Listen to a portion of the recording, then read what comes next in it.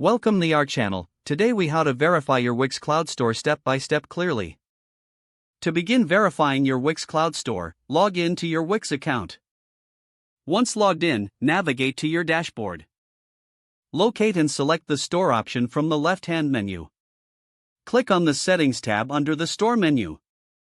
In the Settings section, find and click on Store Details. Review the information provided about your store. Ensure that all details are accurate and up to date. Next, look for the Verification section. You may need to enter additional information for verification. This can include your business name, address, and contact details. After filling in the required fields, click on Save. Next, check your email for a verification link from Wix.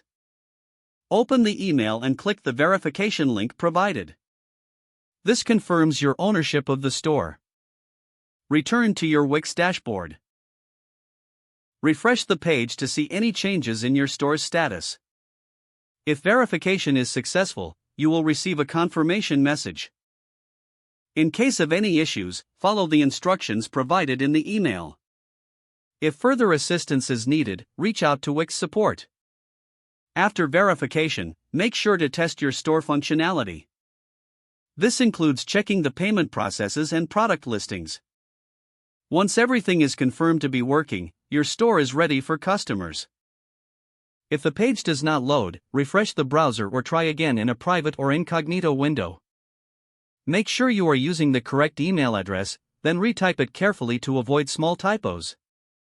If your password is not accepted, use the reset option and create a new strong password you can remember.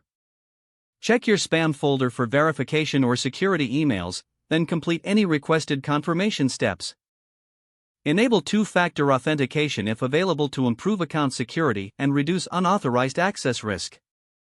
After signing in, review your profile details so your contact information and settings are accurate and current. If you see an error message, note it down and try again after restarting your device and internet connection.